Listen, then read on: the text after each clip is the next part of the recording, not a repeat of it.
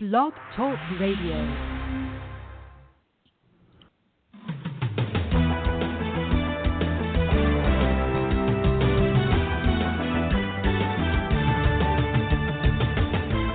Fulfill Radio, a voice you can trust. Broadcasting live presents Two Guys and a Bible with Don Preston and William Bell. Join us each week at 7 p.m. Eastern, 6 p.m. Central as we bring you exciting, sound, challenging, and comforting messages regarding the end times. Thank you for tuning in today. Don Preston is the founder of Preterist Research Institute, or PRI. Don is a prolific author, having written and published 19 books, a host of audio and DVD studies, and is a debater and defender of the full preterist view. His websites are BibleProphecy.com, Eschatology.org, and DonKPreston.com. William Bell is the founder of AllThingsFulfilled.com Ministries and has a website bearing the same name, and has authored 3 books, audios, and DVDs. He has published hundreds of articles and recordings. And now, ladies and gentlemen, welcome to Two Guys and a Bible broadcast with Don Preston and William Bell.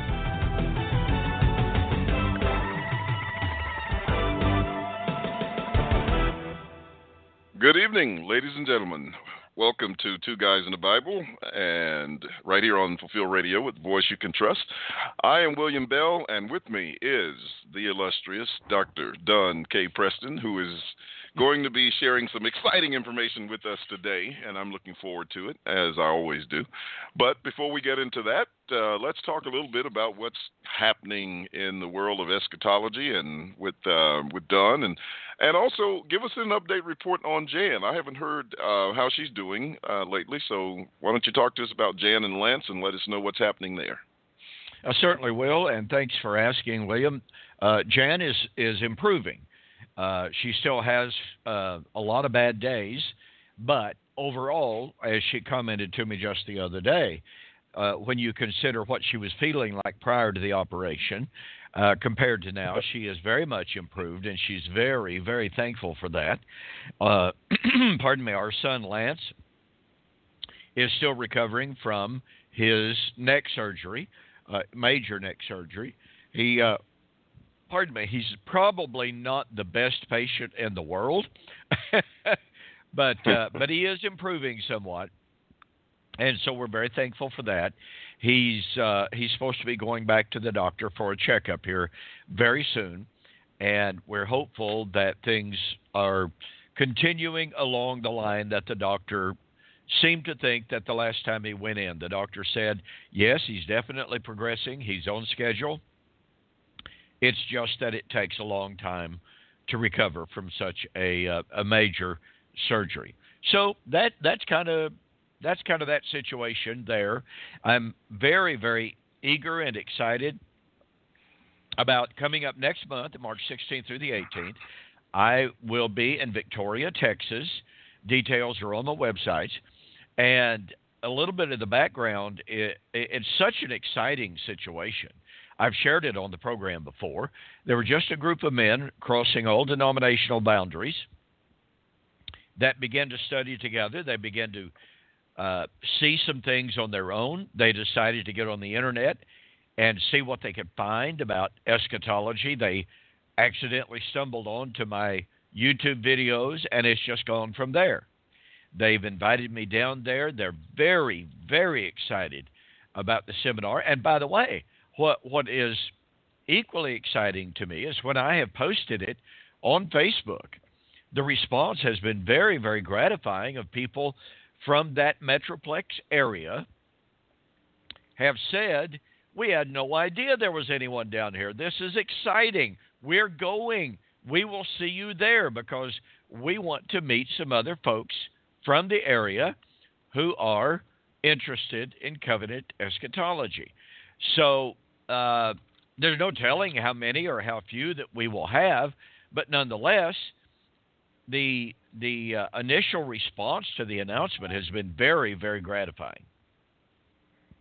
Good. That's exciting. That's very good. Looks like you and I will be traveling around the same time. Leora and I head to Nicaragua next month on the 15th. Yes, and indeed. We'll be gone for 2 weeks. So we're excited about that. At least I am. I don't know how excited she is about it. Well, I would imagine there would be kind of an admixture of excitement and anxiousness about Exactly. traveling to Exactly. somewhere like that And when you don't especially really. now, you know. Yes, yes, indeed.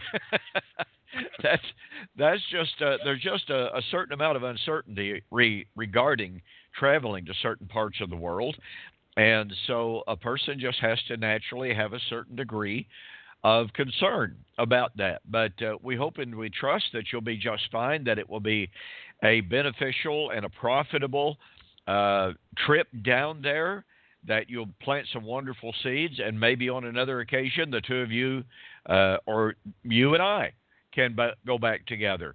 And Well, we have and that standing invitation already. So oh, wonderful. he's already expecting for you and I to come back. Oh, that's wonderful. Very good. Yeah. Well, go down there and lay the groundwork so that when we return, all I've got to do is say amen to what William said. No, I'm going to go down there and raise all the questions so when you get there, you can answer.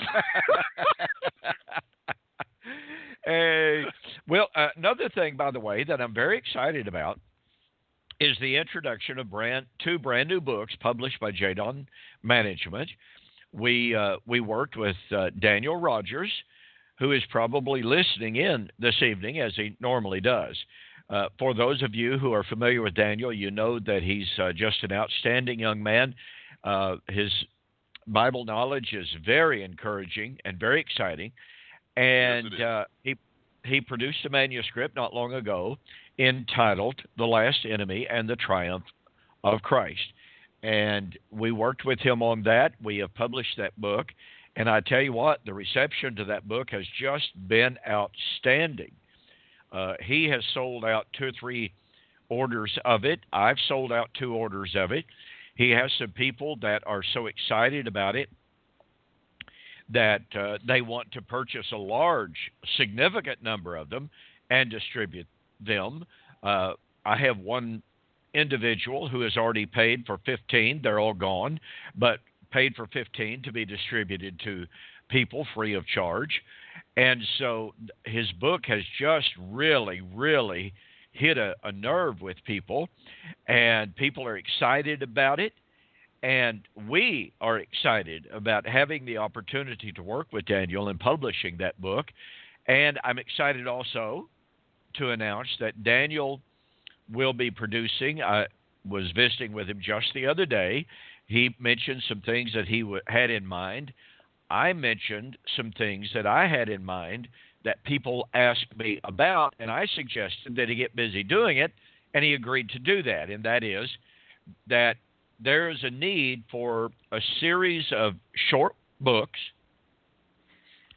on just the basic principles of covenant eschatology, that essentially you can say to someone, read this, get this principle down. When you're through with that, I'll give you another one that will take you to another step. And I made that recommendation to Daniel. He loved it. And so he said he was going to get busy working on just that very thing. So we're very excited about working with Daniel in the publication of some of these small books that will be great, simple, easy to read, easy to understand principles for understanding covenant eschatology. And I'm also very excited that I just published another new book entitled Misplaced Minds. And it is on Colossians chapter 3. It's on a principle that I shared with you early on, William.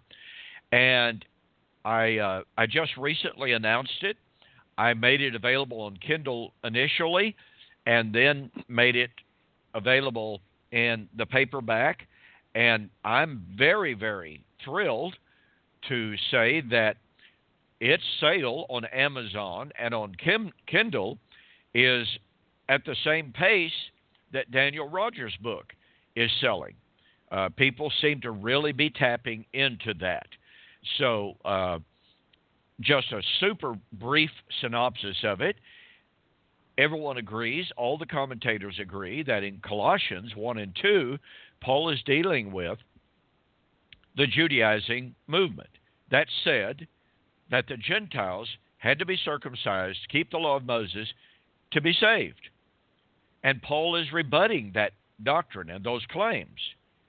And yet, amazingly enough, the commentators come to Colossians chapter 3, where Paul says, if then you be dead with Christ, seek those things which are above, where Christ is sitting at the right hand of the throne on high. Do not set your minds on things on the earth. Well, 99.9%, I found one or two commentators in further research that sort of kind of hint at the direction that I take in my book. But 99.9% of the commentators say, well, now Paul is changing the focus. Now he's not even concerned about the Judaizers. Now he's just giving a broad, generic exhortation, a paranesis. And some commentators even say Paul has now left his discussion of the earlier controversy. I believe that's completely misguided. And so I believe that what Paul means when he said, set your affection on things on above, not on things on the earth. Well, the word that is translated earth is the Greek word gi, which can mean either earth or land. And the thesis of my book is that Paul is continuing his discussion and refutation of the Judaizers. Every single thing that the Judaizers placed emphasis on had to do with the land of Israel. They were essentially telling the Gentiles that their salvation was on the land, in the land. And Paul is saying to them, do not set your minds on the land. Set your mind on the heavenly things. That is, therefore, an utter rejection not only of the Judaizing philosophy, but of modern-day dispensationalism, and it also has incredible implications for postmillennialism and amillennialism. So I'm very excited. I'm very thrilled with the reception of the book. And folks, and by the way, William, I sent you a copy of each one of the books today so that you can add them to the website. And they're not yet there, but for those who are interested in purchasing either one of these books that I've just mentioned, Daniel Rogers' book, The Last Enemy and the Triumph of Christ, or Misplaced Minds, you can send me an email. Your total cost for either book is $8. That's shipping included, and this is only for a limited time now as an introductory offer. The regular price will be $5.95 and a little more, plus $4.95 shipping. So take advantage of this limited time offer for either one of these books for $8 a piece total. That's postpaid. But I can assure you, you are going to love both of these books. They are very, very powerful. Well, good. I'm excited to get mine. Daniel had sent me a copy, and I think I mailed it off with an order of mine because the cover looks like my Psalms book. And I had a stack of them going out, and I think I put it in there. But anyway, I've ordered another one, so it should be here in a few days. And I'm looking forward to getting it. But I'm glad to see that he's got such great response to his book. And he's a great writer. I enjoy reading his writings. So it's very, very good. And you can only imagine what that's going to turn into over the years. So I'm really, really excited to see him developing. And there's some others coming along as well. We're excited about that. And I talked to Holger, and you may have some updates on this too. I talked to him a little bit prior to the broadcast tonight. He mentions that there's something going on, I think, in Indianapolis with a school. But I can't remember the name of it. Maybe Daniel can tell me about that. He's where I can see him. I'll put it that way. And then I understand that the debate with John Watson had a pretty good attendance, over 400 people with standing room only. Yes, which I thought was great. What I have heard, and that is extremely thrilling to know that the excitement and the interest in the subject was there. We can only hope that the same turns out for the debate between Holger and Howard Denham in Florida, Pensacola, Florida, in April of this year. Certainly hope that it's true for my debate that will be in June 15 and 16 in Montgomery, Alabama. So the interest, I think, and as you and I both know, obviously, William, the interest in covenant eschatology is growing everywhere. And Yes. so it was just so exciting to see the picture of the attendance there of Brother Watson's debate. And we can only hope. And I do know this. I do know that John Watson, as a direct result of the debate, had visitors at their worship service on the following Sunday. Yes, So, we had about 7. Yes. And so that was great, and there are others who are interested. Yes, there are. And so that's an extremely positive development. Anytime that you can have that kind of result directly and immediately after a debate, then you know that you struck a chord with some people. Absolutely. Very Absolutely. thrilling. Yeah. So anyway, we spent a lot of time last week sharing with people some of the things that are going on. We've shared a little bit more this evening. But we promised to get back to our study of some principles for understanding Bible prophecy. And, folks, look, when we read, when you get on Facebook, and William has been involved all day long, and yesterday as well, on a Facebook page with some guys, and I want to be as kind as possible here, even though one of those individuals is one of the most acerbic, hateful, caustic individuals that I have ever encountered in my life. It is very difficult to be even cordial and kind to that type of an individual. But, of course, William has used wonderful decorum. But when you read the comments that have been posted in the discussion on this Facebook page, you very, very quickly realize how critical it is to have the proper understanding of principles for understanding Bible prophecy. You have people on there that have absolutely no clue whatsoever about how to understand Bible prophecy. They make assertions that are so out of reason, out of logic, and I mean outside the bounds of logic, having nothing whatsoever to do with exegesis. We have individuals on there that are making comments, claims, and statements that are based strictly and solely on tradition, church history, for crying out loud.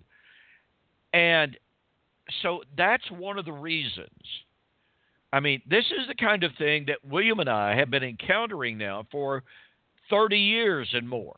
The more that we have encountered people, the more that we become convinced how important hermeneutic is. William, I was studying just a week or so, had a Bible study with some folks here in town, and I mentioned hermeneutic. Now, these are literate people, all right? One of them was a journalism major at Stanford, for crying out loud. When I mentioned hermeneutic, the lady said, I don't know what that is. And we're really good friends. And I said, wait a minute, you're a journalism major, you were, at Stanford, and you don't know what hermeneutic is. And she said, I've never heard the term. And I said, well, do you follow the basic rules of interpretation that say that in order to determine the meaning of a text, any text, doesn't matter what the text is, you ask who, what, when, where, why, and how? And she said, I've never heard those principles until right now. And I said, you're a graduate of Stanford journalism? And you've never heard that you, in order to understand a text, you ask who wrote it, who's it writing to, who is it writing about? And so I just went down that list. And she said, never heard it in my life until this moment. Wow. I said, then what did they teach you about journalism? What did they teach you about communicating and writing? And she said, well, journalism. I said, but this is journalism. And so we had quite a discussion. We had a 2.5-hour Bible study, me sharing with them principles of interpretation, as well as an awful lot of issues involved. So, folks, it is so incredibly important that we understand the principles of Bible interpretation. And by the way, this is not just about Bible prophecy interpretation. This is just interpreting the Bible. If we do not know the rules of hermeneutic, we are doomed to misinterpret the Bible. If we do not ask the primary fundamental questions to determine what the Bible meant when it was written to the very first audience to whom it was written, then the chances are almost guaranteed that we're going to misapply it. And that's what's happening. That is absolutely what is happening in the world of Bible prophecy and Bible study. People are not asking the right questions. Well, what we have shared with you so far is one of the most critical, one of the most foundational principles for understanding Bible prophecy is to understand that the Bible writers were Hebrews writing to Hebrews about Hebraic promises. Now, pardon me, that does not automatically mean that what they wrote has no application, has no meaning, has no significance for those who are not Hebrews. It simply points out that fundamentally and that initially we have to understand that the Bible is a book written by Hebrews to Hebrews about Hebraic promises. Now, there are some out there who call themselves preterists who say that the Bible has no meaning, no application to anyone except the seed of Abraham. That's one of the most ungodly, one of the most hopeless, one of the most false doctrines that a person will ever encounter. It has been refuted time and time and time again by a host of people, and yet when it's refuted, the people that believe in that, they kind of disappear for a while, and then they come back and say, well, you've never answered anything that I've said, when in fact you've answered everything that they've said. William's been encountering some of them in the discussions the last few days. But even with that aberrant view that is out there, it is nonetheless true that the Bible was written to Hebrews, by Hebrews, about Hebraic promises. So, with that promise, or with that principle in mind, point number 2, all of the New Testament writers tell us that their eschatological hope, in other words, the hope found in Bible prophecy, was in fact nothing but the hope of Israel found in the Old Testament promises that God made to Old Covenant Israel. Now, once again, folks, it is impossible to overemphasize the importance of this critical, fundamental Bible interpretive principle. William, I guess it's impossible to number to know how many written debates, discussions that you and I have had with individuals over the years. And when we get in conversations with amillennialists and postmillennialists, it is absolutely amazing to me that when we ask, are your eschatological hopes based upon the yet future fulfillment of God's Old Covenant promises made to Old Covenant Israel, almost invariably, the amillennialists and the postmillennialists say, no. And yet, as we pointed out in the program on this particular tenet, Paul said repeatedly that his eschatology was from Moses, the law, and the prophets. Peter said, Acts chapter 3:19 and following, that his hope of the restoration of all things was taken from Samuel, Moses, yea, and all of the prophets who have ever spoken. So here is Peter affirming that his eschatological hope, his hope of the second coming, the restoration of all things, that is, the new heaven and new earth, was based upon Moses, Samuel, and all of the prophets. He said the same thing in 2 Peter, or 1 Peter chapter 1, writing about the salvation of the soul that they were at that time receiving, and it was foretold by the Old Covenant prophets. He anticipated the new heaven and new earth, and it was the new heaven and new earth promised by the Old Covenant prophets. 2 Peter 3:1 and 2, 2 Peter 3:13. John said that the fulfillment of Revelation would be the consummation, would be the fulfillment of the mystery of God foretold by the prophets. Well, the mystery of God was foretold by the Old Covenant prophets, according to Paul in Romans 16:25 and 26. So here is John also saying just what Paul did, just what Peter did, that his eschatological hope was the hope of the fulfillment of the Old Covenant prophets. And yet, in my July 2016 debate with David Hester, prior to the debate, I asked him, are your eschatological hopes based upon, taken from God's Old Covenant promises made to Old Covenant Israel? He said no. Period. No. His eschatological hope was Adamic and Davidic, or Abrahamic and Davidic. Folks, look, there is no dichotomy. There is no distinction between the Adamic, the Abrahamic, and Davidic eschatology and the hope of Israel. It's one hope, as we keep emphasizing. Now, we could go on and on and on about that. So those would be two major principles of study to understand, one, that all Bible prophecy is based on the Old Testament. All prophecy that you find in the New Testament is nothing but a reiteration of Old Testament prophecy.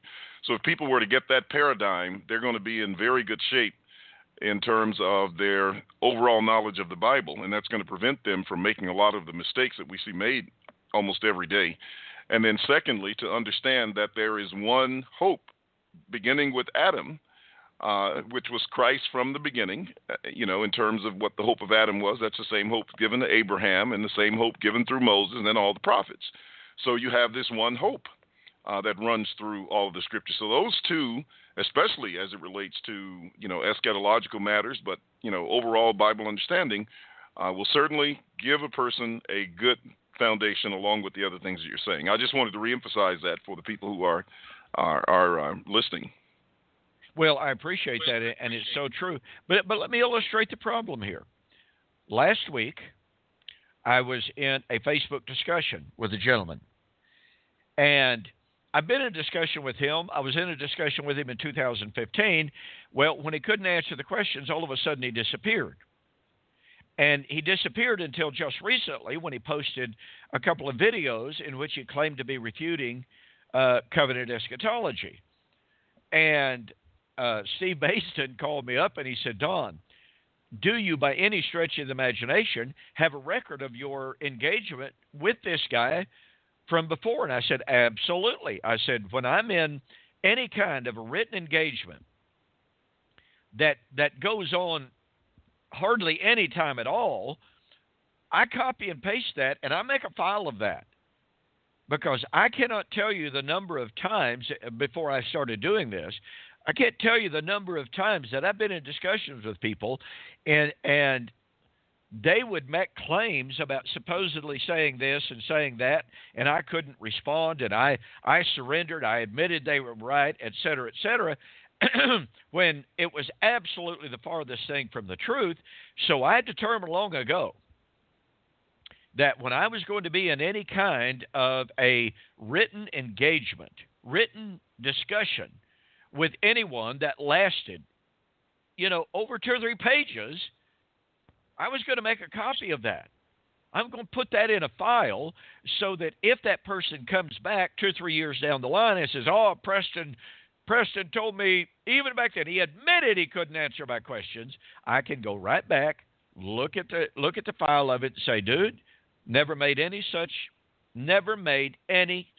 admission or never said what you claim," etc.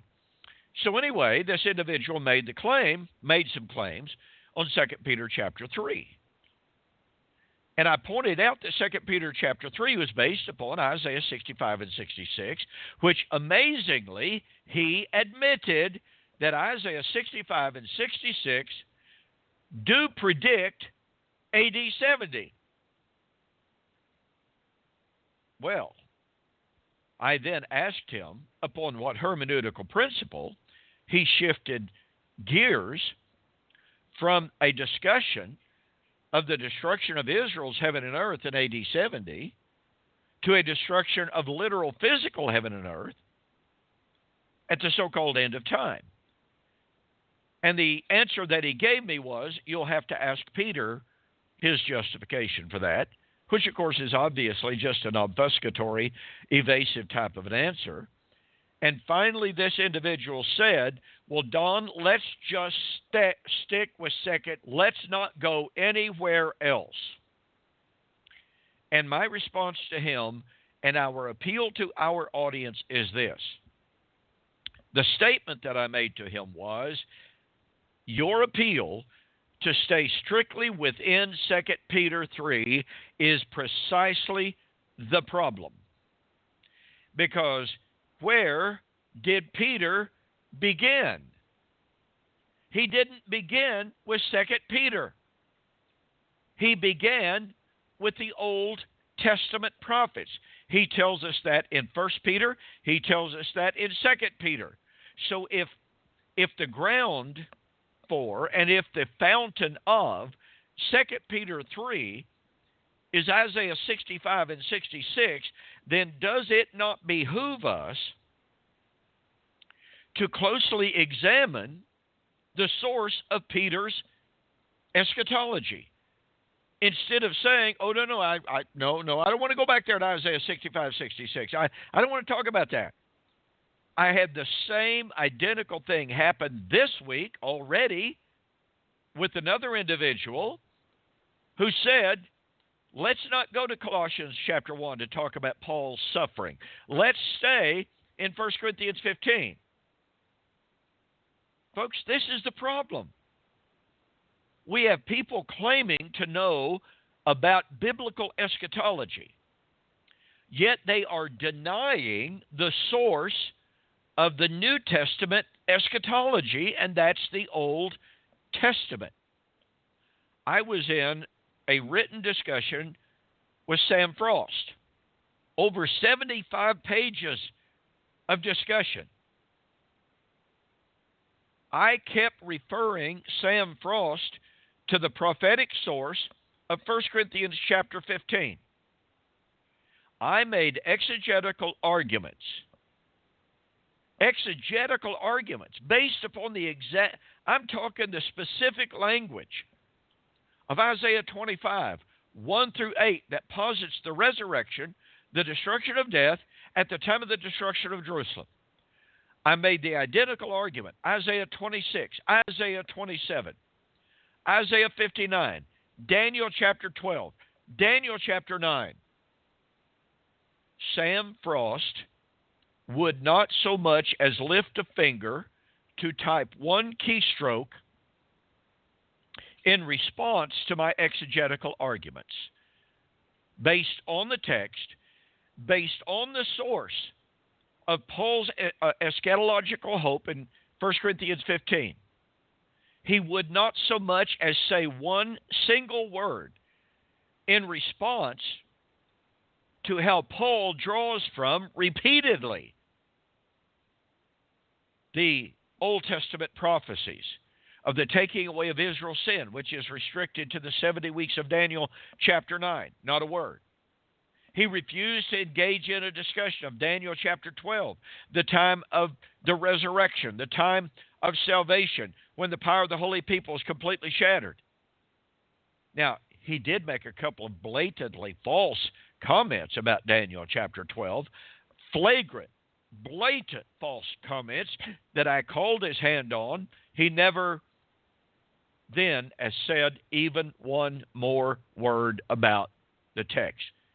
You know, it's really sad, folks, truly sad, when someone makes flagrant, blatantly false claims about what a text says or does not say, when they are caught red-handed in that falsehood, and they do not have the integrity then, they don't even have the decorum to say, well, you're right, I overlooked that, I'm sorry about that, okay, let's move on. No.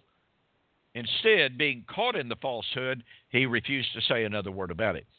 But all of that aside, folks, our point here is so incredibly important. When the New Testament writers tell us repeatedly, emphatically, and explicitly that their hope of the second coming, the judgment, the resurrection, is taken directly from the Old Covenant, and they quote the passages from the Old Covenant that they are basing their hopes on, then what kind of a hermeneutic is it for us as modern students of the Bible to completely and totally ignore those Old Testament prophecies and to say, I don't want to talk about those prophecies, or to say they're not relevant? Well, why then did the New Testament writers quote from those Old Testament prophecies if those Old Testament prophecies are not relevant to the discussion? Why did the New Testament writers say, my hope is from Daniel, my hope is from Isaiah, my hope is from Ezekiel? Why did they quote from them if those Old Testament texts are not directly relevant and helpful in interpreting the New Testament? This is fundamental. Interesting. I raised that very point on 2 Thessalonians with the signs that were given to the Thessalonians, which I know you're very well aware of because you've written a commentary on it. But why would either a temple built today be of interest to the Thessalonians who were experiencing persecution in their day? And what would be the relevance of a man of sin who would come some 2,000 years later? It just doesn't make sense. And I think I'm still waiting on a direct response to that particular question relative to the time, and I haven't gotten one yet. I did not see a response to that question. So you're making a very point that, that's being used even as we speak. It's exactly right, and it's, as I suggested a few moments ago, it is absolutely stunning when you engage in these conversations with people who, all of whom, assure their readers that they've got the truth and that Preston and Bell are heretics. And yet it's Preston and Bell pointing out the source of the New Testament doctrine on eschatology, and in spite of the fact that it's Preston and Bell going to those Old Testament prophecies, observing what it emphatically says, challenging our adversaries to explain how it is, why it is, that they are ignoring these Old Testament comments, statements, and doctrines that the New Testament writers are drawing on. And even though we're the ones appealing directly to the Old Testament and the New Testament use of it, we are the ones that are supposedly the false teachers and the heretics for honoring what the New Testament writers have to say. This is an irony that William and I have been pointing out for years and years and years.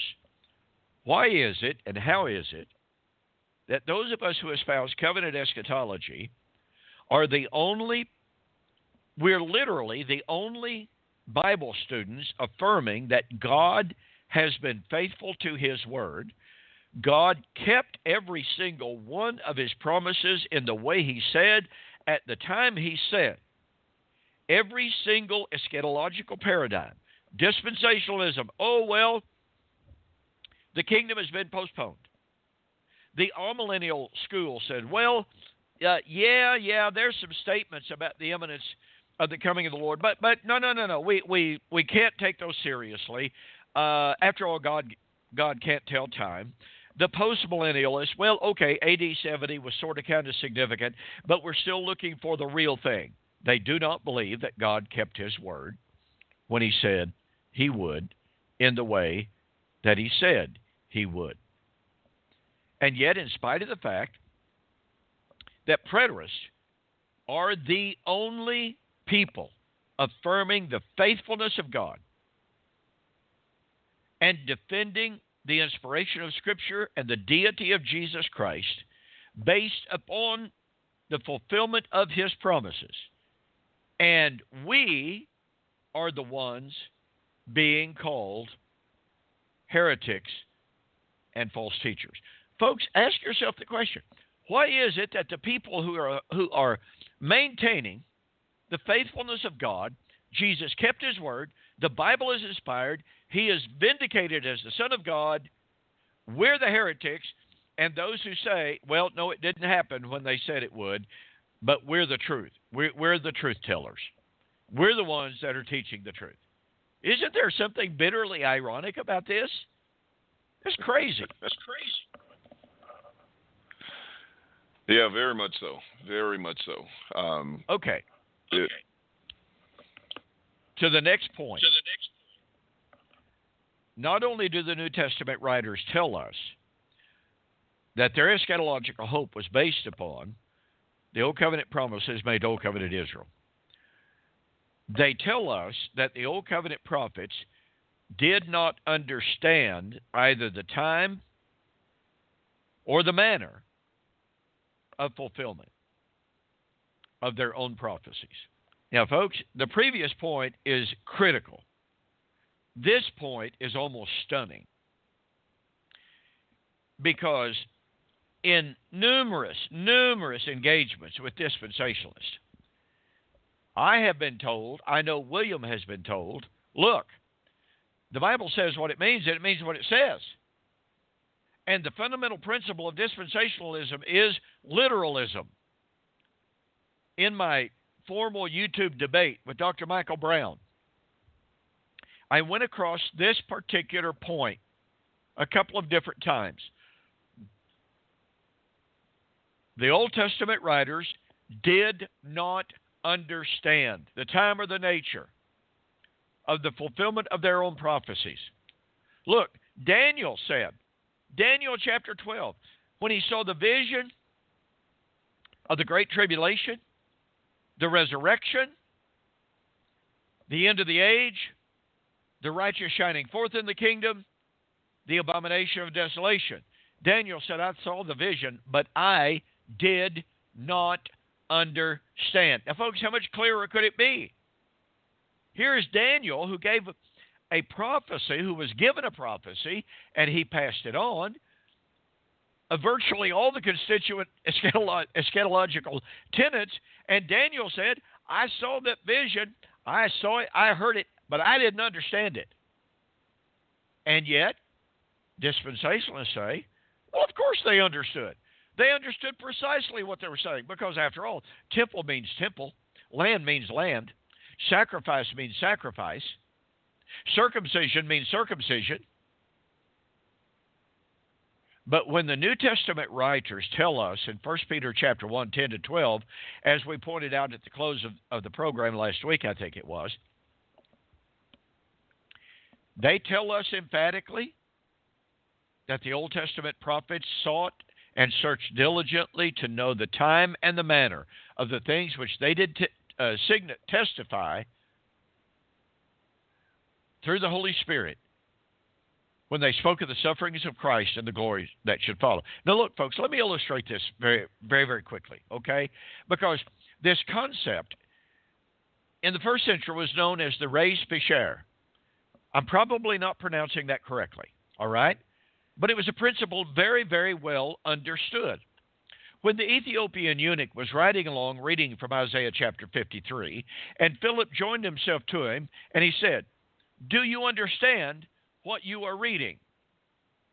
And the Ethiopian eunuch said, "How can I, except some man should guide me?" Acts chapter 8. Now look, folks, you must understand that for century upon century upon century, the Jews had pondered and perplexed about Isaiah 53. They did, when you read some of the rabbinic commentaries, you understand, you come to realize the Jews did not understand what their own prophecies about this man. When we look upon him, there is no form nor comeliness that we should deny him or desire him. He is led like a sheep to the slaughter, yet opened he not his mouth. By his stripes we are healed. He was counted among the dead, but then he's among the living. They did not understand.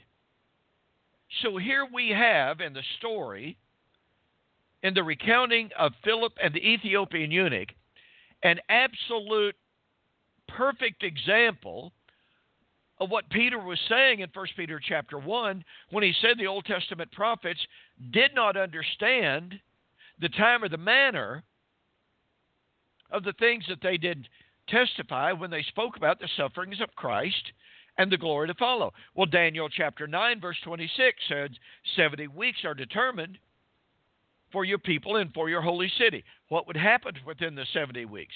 Well, after the 60 and the 62 weeks and the 7 weeks, in other words, after the 69th week, Messiah shall be cut off, but not for himself.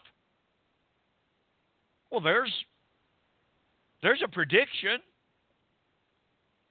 of the Messiah, but you see the problem is the word Messiah is the anointed one. And Israel did not have a firm grasp on the Messiah, on the Prince. There were different concepts, there were different attitudes, there were different beliefs in Israel about Messiah. Some believed he would come riding on a white horse, he would gather the armies of Israel, and they would whip the Romans. Others were sort of kind of uncertain about that. But you see the point here, I believe, I hope you do, as you're listening here, how important it is to realize Testament prophets did not understand either the time or the manner. Now let's talk about the time for a moment. The Old Testament prophets were told that in the last days certain things would happen.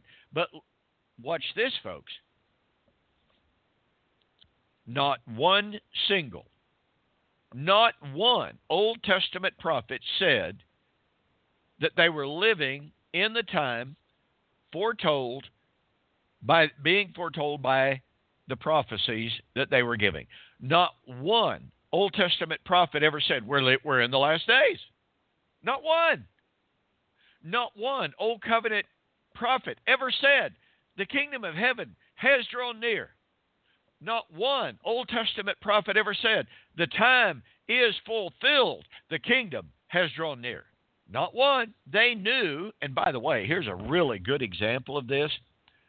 In the book of Joel chapter 1 verse 15, behold, the day of the Lord is at hand. It is very near. Joel chapter 2 verse 1, the day of the Lord is near. It is very near. Joel chapter 2 verse 10, the day of the Lord is at hand. Joel 2:15, the day of the Lord is at hand. And then, all of a sudden, something happens. Joel 2:28 and following. It shall come to pass afterward or in the last days. Now, wait a minute. Wait a minute, Joel. On the one hand, you're talking about the day of the Lord being at hand, and then you turn around and say, well, afterward. After what? After the day of the Lord that was at hand, there would be the great and the terrible day of the Lord of Joel 2, verse 30 and 31. But in the last days, the Holy Spirit would be poured out on Israel to restore the prophetic office and to give signs of the great and the terrible day of the Lord. So what do we have? We have an at-hand day of the Lord, and we have a not-at-hand day of the Lord. We have a day of the Lord that was going to happen in Joel's day. And by the way, many commentators believe that the day of the Lord of Joel's day was, in fact, a locust plague. And that's how he describes them. Some commentators say, well, he's just using the imagery of the locust plague to speak of an invading army that would overwhelm the land in the same way a locust plague would. Well, you know, I've never made up my mind whether or not I believe it really is a locust plague or an army. I vacillate between the two. But the point of fact is, that was near. That was at hand. There would be no more delay in that. But there was to be another day of the Lord, the great and the terrible day of the Lord, that would be after the imminent day of the Lord, after the day of the Lord that was at hand. So, folks, we have here a statement concerning the timing in which they could know, okay, one event is near, another one is not near. They could grasp that. And the Jews knew enough to know, based upon the calculation of Daniel chapter 9, that the generic time had arrived for Messiah to come. That's why you see the ambassage from Jerusalem going out to John the Baptizer in John chapter 1. Tell us plainly, are you the Messiah? No, I'm not. Well, are you the prophet that we're looking for? No, I'm not. Well, who in the world are you then? I am the voice of one crying in the wilderness. Well, that alone told them, guess what? The time was at hand. There's a word that they used when they said, are you the prophet? Are you the one that we look for? It's from the Greek word prostekomai. And prostekomai is an expectant, eager looking. In other words, it's not just sitting back in your easy chair going, yeah, one of these days, yeah, it'll happen, maybe. It'll happen. No, this is looking with an expectant expectation, if I may use that term, redundancy. You are not kicked back, not expecting to see it in your lifetime. You are expecting to see it in your lifetime. When Zacharias, in Luke chapter 1, went into the temple, and he delayed in the temple because the angel appeared to him and told him his wife Elizabeth was going to have a son. And he stayed too long in the temple. And it says the people outside were fearful because they were looking for him. Prostekomai. Well, were they outside just kind of kicked back and going, well, Zacharias, he may come out there one of these days. No, they knew that he shouldn't be in there as long as he was. And so, as F.F. Bruce said in a really cool little commentary that he wrote, The Time is Fulfilled, I believe is the name of it. But F.F. Bruce wrote, commenting on Jesus' statement, the time is fulfilled. The kingdom of heaven has drawn near. Well, guess what? F.F. Bruce points out that the force of that language is something that was not at one time near. And a time that had been given, a time that had been projected, a time that had been predicted but was not near. The time for the fulfillment of that not near event back then has now been fulfilled. And he makes the comment, the only Old Testament prophecy that we have that gives anything close to a time frame is found in Daniel. It is found in Daniel chapter 2 and the prophecy of the four kingdoms. It is found in Daniel 7, the prophecy of the kingdoms. It is found in Daniel chapter 9 in the prophecy of the 70 weeks. And he said, the Jews knew, based upon their calculations, that the time had arrived. Now, did they know the specifics? Did they know the day and the hour? No. But they knew that they were now living in the time for the appearance of Messiah. And oh, by the way, let me point this out, because this is important. The many, many Jewish rabbis, after the fall of Jerusalem, and folks, you got to catch the power of this. This is so incredibly important. Many Jewish rabbis, writing after the fall of Jerusalem in AD 70, said, woe be to us. The appointed time for the Messiah to come has come and gone, and he has not come. Do you know what event they were pointing to as the time for the arrival of Messiah and the kingdom? It was AD 70. They believed that AD 70 was supposed to have been the cataclysmic, end of the age, resurrection coming of the kingdom of Messiah. Well, hey, guess what? They had the same materialistic, physical-oriented view of the kingdom and the coming of Messiah that modern-day futurist eschatologies do. And as a result of that materialistic, may I use the word carnal, but physical concept of those events, they looked back and said, well, that's when it was supposed to happen. But it didn't happen like we thought it was supposed to. Therefore, they said, we are lost. And as a result of that, by the way, many Jewish rabbis from that point forward condemned any speculation about the timing of the Messianic kingdom's arrival. Why? Because they already knew when it was supposed to happen. It didn't happen at that time.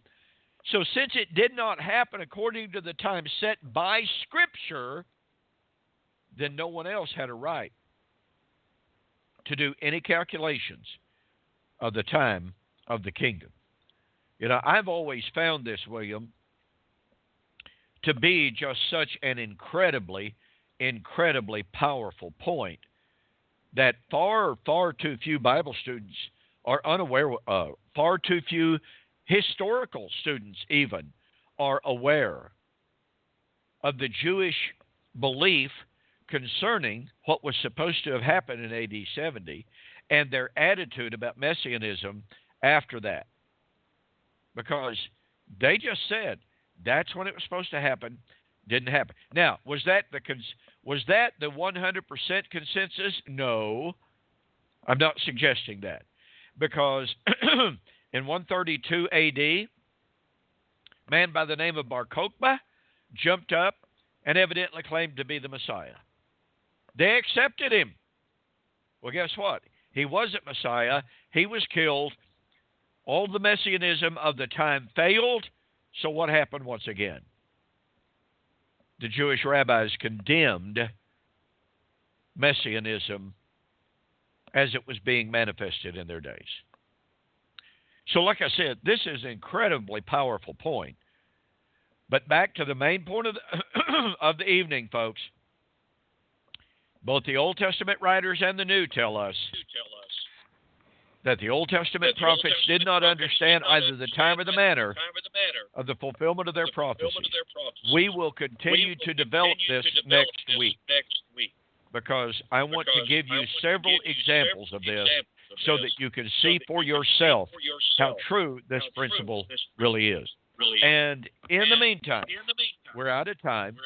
We want to thank you so much for joining us right here on Two Guys in the Bible on Fulfilled Radio, a voice you can trust.